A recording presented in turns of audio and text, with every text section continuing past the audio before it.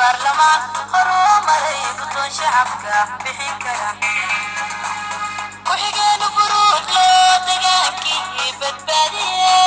الشبيل لغو باري الشبيل لغو باري madaxweynaha dowlad goboleedka Hirshabelle Maxamed Cabdiwaare ayaa maanta si rasmi ah u furay kala fadhiga shanaad ee baarlamaanka Hirshabelle kaas oo muddooyinkii dambe xirnaa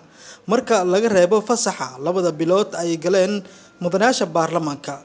goobta munaasabada ay ka dhaceysay ayaa madaxweynaha waxa ku heliyay ku-xigeenkiisa Cali Guudlaawe Xuseen sidoo kale waxa madashaasi ku sugnaa gudoonka baarlamaanka Hirshabelle gudoomiyaha baarlamaanka Sheekh Ismaan Bare Maxamed ayaa ka hadlay waxyaabihii uu qabsoomay baarlamaanka kala fadhiga afraad ee u soo gabagaboobay li'asaabtanka waxyaabaha yaani priority list ama muhiimadda ay ahayd waxa laga bilaabay dhammaan hay'adaha dawladdu ay ugu horeeyaan guddi hoosaadyada iyo gudoonka waxa la yiraahdaa xaasibu anfusakum qabla an tuhasabu marka hore waxaan ka bilaabnay li'asaabtankaasi golaha wasiirada intaan la gaarin guddi hoosaadyada ayaa laga bilaabay guddi kasta waxaad ogtihiin inuu ku beegan yahay wasaarad marka guddiyada ayaga ayaa la xisaabtamay kadib waxaa lagu keenay gudoonka ayagana waa la xisaabiyay runtii intaas markii laga soo baxayna waxaa muxuu ahaay ayagana la xisaabtamay golaha wasiirada intaan ka xasuusta hadda golaha wasiirada waxaa ka mid ahay wasiirka wasaaradda muxuu ahaay qorsheynta wasiirka wasaaradda amniga wasiirka wasaaradda shaqada iyo shaqaalaha wasiirka wasaaradda cadaaladda wasiirka wasaaradda howlaha guud iyo guryeynta ama dibudhiska iyo wasiirka duulista hawada inta la xisaabiyey wasiiradaas ay ahaayeen daan ka tagay qaar kale inay ku jiraan waa iska macquul iyo wasiirka maaliyadda sax wasiirka maaliyadda saado wasiiradu wada ku tahay runtii wasiiradaas waxaan ka dheehanay Hirshabelle inay hore u socoto inay hore maran badan sameysay wasiir kasta wuxuu noo sheegay inuu yaani wax badan oo yaani ama mashaariic ama wax qabad ama maxay ahayd waxa uu hiigsanaya iyo waxa uu suurto galay iyo waxa uu suurto galin isla markaasi ayuu noo sheegay runtii aad ayaan ugu faraxnay meeshaas waxa ka muuqatay shaqo la dhihi kara waa la qabtay iyo wax dhiman iyo wax liigsanay sidoo kale runtii waxa farxad weyn oo ah golaha baarlamaanka iyo dhammaan madaxweynaha iyo madaxweyne ku-xigeenka iyo dhammaan iyo isgarabsanaya kala fadhiga afraad waxaa soo maray soo jeedin ay xubnaha baarlamaanka qaarkood sameeyeen taasoo la xisaabtanka qayb ka mid ah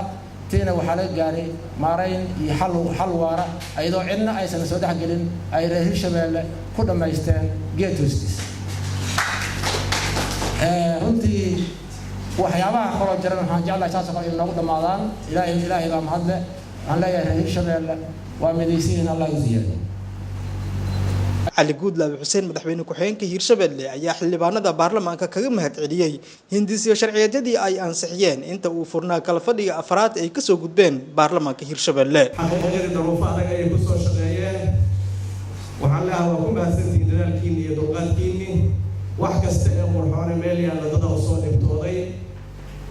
iyagoo qurxoon kama bilaaban hadday dowlad goboleed tahay iyo hadday dowlad maaragtay qaran tahayba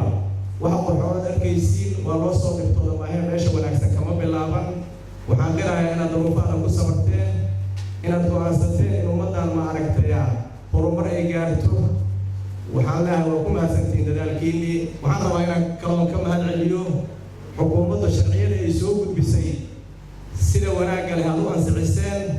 sidaad uga saxdeen haddii aad u aragteen waxyaalo khalad ama maaragtay error ay ku jireen sidaad uga saxdeen madaxweynaha Hirshabelle Maxamed Cabdiwaare ayaa ugu dambeyn munaasabada ka hadlay waxa uu la dardaarmay labada gole ee Hirshabelle lagu soo doorto deegaan ha lagu soo doorto qabiil ha lagu soo doorto si kale oo mataqaana markaas dan la moodo maadaama matalaadaas uu matalo waa sababta loo siiyay xasaanada sababta hal qof xasaanad loo siiyay waxa waaye macnaheedu waxay ka dhigan tahay qofkaas karaamadii dadkaas uu matalo huwa yahay haddii la dhibaateeyo waxay ka dhigan tahay iyadoo ummadaas la wada dhibaateeyay haddii la xiro waxay la mid tahay iyadoo dadkaas oo dhan la wada xiray karaamada iyo xasaanada xildhibaanada macnaha looga jeeda horta waa sidaas daraaddeed xildhibaanadana ayagana waxa laga rabaa inay karaamadaas ku faanaan mataqaanaa isla toosiyaan dadkay matalaan xasuustaan dantooda u doodaan dadku qofka matasha oo qofku ku faani karo oo noqdo qof yani karaamadaas ay ka muuqato inuu noqdo waayo sidaas daraaddeed waxaa muhiim ah in xildhibaanadu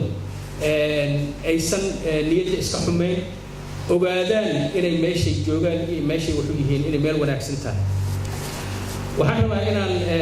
kelimad u diro dhammaan dadka Hirshabeelle colaadaha soo noqnoqday meelo fara badan ka soo noqnoqday la isku soo aadiyay la naqshadeeyay aad moodo in afarta dhinac Hirshabeelle la rabo in dib looga shido run ahaantii colaadahaas oo nasiib darra oo muxuu ahaay wax laga faa'iido oo aysan jirin ujeedada laga leeyahay waa ujeedooyin gurracan waa ujeedooyin cadawga loogu adeegayo loogu faa'iideynayo shaqo asagu oo qabsan lahaa loo qabanayo sidaas daraaddeed colaadahaas siyaasadana lagu daray waxaan ku baaqaynaa in la joojiyo odayaasha iyo ciidamada iyo dadka kaleeto oo runtii nagala qayb qaatay dhowrkii usbuuc oo la soo dhaafay wax kale kama aanan shaqayn colaada meel hebel ka dhacday ciidan ha loo diro ha la kala dhaxgalo odayaal ha la kala dhaxgalo adinkana waa ogsoontihiin intaad maxaa la soo waceyseen oo dhibaato